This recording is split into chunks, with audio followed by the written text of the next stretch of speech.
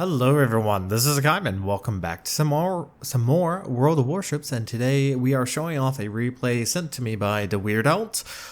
He is currently in the Smaland, but we are currently taking the look at his div mate Quarks in the tier 10 Thunderer. This is a full tier 10 match playing on Islands of Fire, I believe it's called.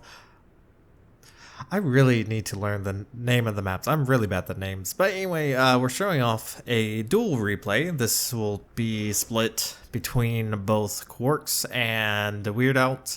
But it'll be predominantly from the view of the Thunderer because the Weird Out does his job as a destroyer. But while he's doing his job, it's not very exciting. So we're going to take a look at his div mate Quarks here. In the Thunder. Now the Thunder is the premium ship that recently got taken out of the armory, and I was actually fortunate enough to scrounge up enough coal to buy the ship before it was fully taken out. And I've yet to actually taken the ship out myself, so I can't really say in regards of it. But what I do know of it is essentially what the Conqueror could have been had Wargaming decided not to make it a cheese build where it just spams HE. So it is essentially the Conqueror with 4 less guns, with the same weakness of the side Citadel armor. So it does make it squishy and does have a lot less health than other tier 10s.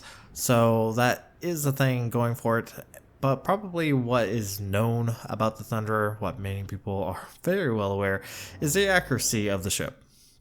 At long range, even before the recent changes to the captain skills, the Thunderer was kind of known as a sniper.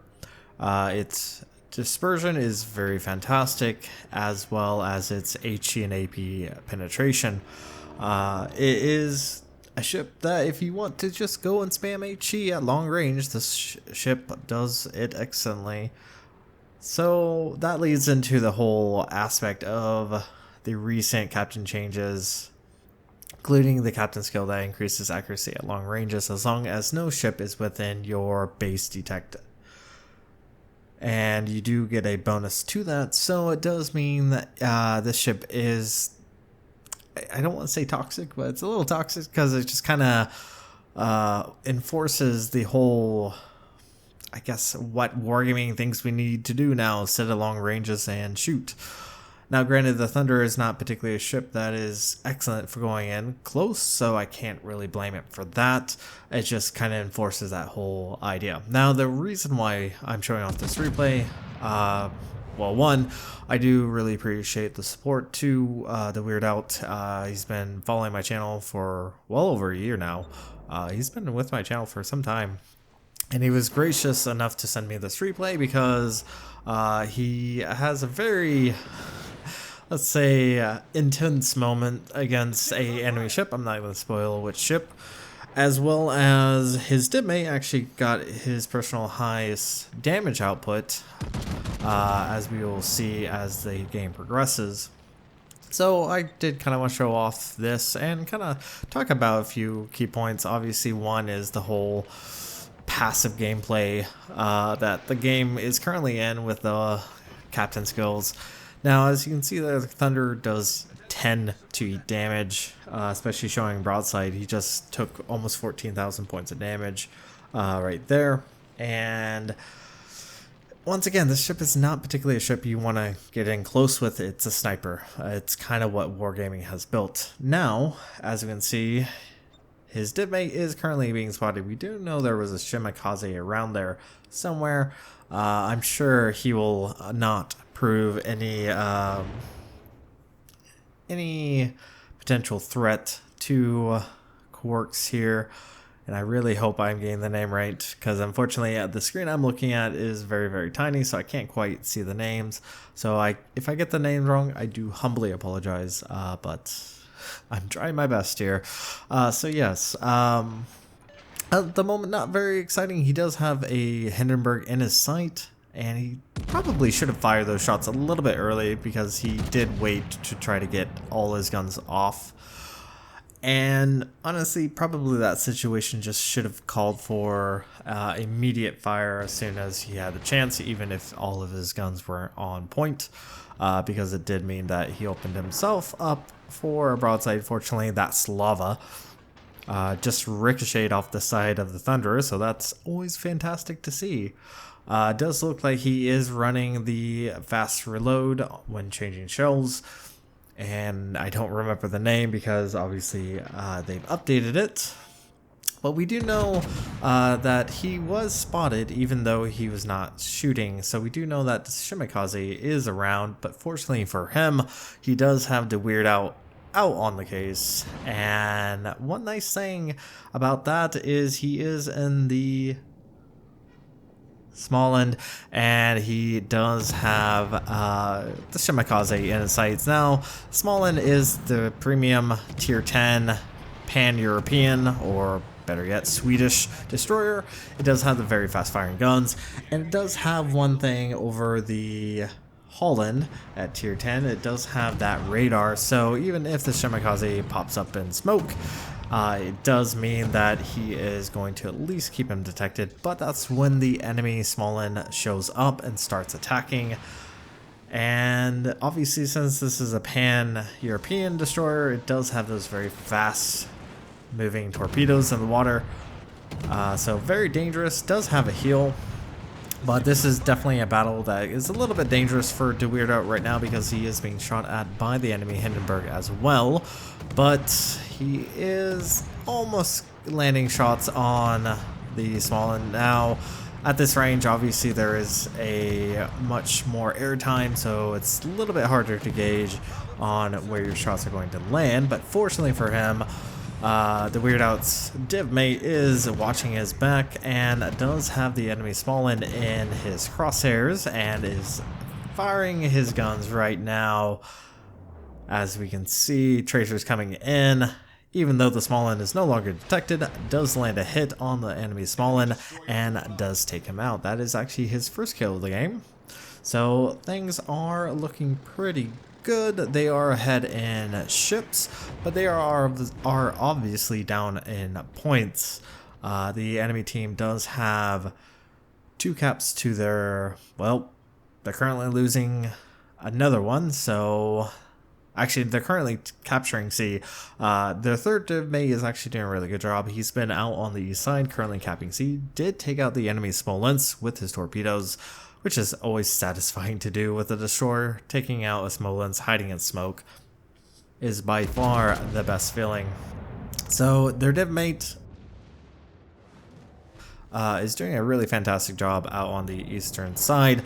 Unfortunately, we won't see much of him as he is doing actually his job because the div is the only 2 destroyers in the game, so at least they did split up and are taking that opportunity to do what destroyers do best, spotting and pumping out alpha damage when torpedoes actually do land. So at the moment things are still a little dicey. They're currently down almost 300 points. So things could be better for the Weird Out's team, but they do have that ship advantage. Now that Kurfürst is pushing in, is being aggressive, but unfortunately for him, the friendly CV, which I will have to say I find I almost said tribe name. Good lord, I've been playing too much Ark. The clan name is very amusing. And hopefully maybe some of you did actually catch that, but yeah, I know. The 10-year-old in me was giggling when I saw that the first time, I will sadly or proudly admit. But yeah, unfortunately for that Kurfürst, he is facing off against a Hakaym, and a Hakaym, it has dive bombers. It has armor-piercing dive bombers. The Kurfürst actually ate torpedoes, I believe, from their div mate in the Sommers, but I don't quite remember right off the top of my head, or it could have been actually from the Weird Out, so I do apologize if I got that wrong. But the Kurfürst does goes down to the armor-piercing dive bombers, and obviously with CVs going off by herself, especially in a Kurfürst against a Hakaym, it's not particularly great because as he just experienced, AP bombers kind of suck balls. But the Weird Out's team is doing a really fantastic job. They are definitely ahead in ships now, and they are currently flipping the B cap, but they're still almost 300 points down. So could be better, but fortunately they do have that ship advantage. As long as their team doesn't mess this up, this should be pretty much in the bag. But pretty much I was a little bit hesitant to show off this replay because, I mean, this part's not particularly exciting. It's long range sniping, and once again, this is kind of the state of the game, and obviously this is a Thunderer battle, so I mean, I can't really blame him. So can't blame the player, can't blame the well, maybe the ship a little bit, but can blame the kind of current state with wargaming resetting captains, creating these captain skills that pretty much promotes sniping at long ranges, because this is just so exciting to watch. But once again, high props to Corky here, who is doing a phenomenal job. I mean, he's doing an excellent job with the Thunderer. He's just earned Witherer and has claimed his 3rd kill of the game, which is always fantastic. And now this obviously is not the most particularly this isn't the part that I was told about when sent this replay. There is a particular shot, and it is coming up here soon. I can see it on the video, so I do know it's coming up very soon. But as he has just taken out the Thunderer, he's now focused on the enemy Ohio. And once again, Thunder is actually, I hate to say it, pretty good ship at long range, and firing armor piercing unfortunately doesn't net him a citadel, but does pretty good chunk of damage there. And he is currently sitting at 176,411, which is damn right impressive for anyone. But he's not quite done yet, as shots are coming in once again against the enemy Ohio. But we do know there is a Richtofen, which is the enemy CV that has been around, and we actually haven't seen much of him until now, who looks like the Sommers just did spot the enemy CV, who is currently sitting broadside out from behind the island, instead of using, you know, what everyone would assume would be a great idea, is sitting behind an island. No, he's sitting out from behind the island, sitting perfectly broadside, not moving at all. He lines up his shots, fire away, AP rounds going to the Richtofen, and yeah, well, let's see how these shells are going. Ooh, just look at that salvo.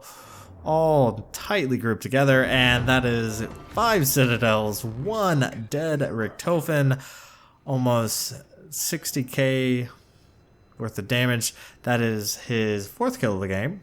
246,181 points of damage. Absolutely phenomenal game. Switch back over to the Weird Out in the Smaland, and this is where things are going to be very interesting. Now, he has popped his radar, which has spotted the enemy Slava. That is obviously around the corner, who should be very aware there's at least the enemy Smaland around the corner, or at least some things close to him, who's radaring him. Now, the issue about the Smaland is the fact, because it's a pan-European destroyer, his torpedoes are very fast, yes, but they do crap for damage. That's kind of the issue with all pan-European destroyers, is their damage output is quite lousy, but they reload quickly and they're very fast torpedoes. Unfortunately, the Slava is no longer detected, but we do know he was at least starting to come around the corner, holds his fire just for a moment, drops his torpedoes. Torpedoes are away. Now, once again, these are very fast torpedoes, so if he's off just by a little bit, he's going to miss the Slava, but the Slava is so gracious enough to come around the corner, eats all 8 torpedoes, unfortunately does not go down, has the special Russian captains on his ship, which does activate this unique skill, which does start healing him quite rapidly. So even though shots are being fired against that Slava, he is starting to heal back some of that damage. Wisely decides to switch over to the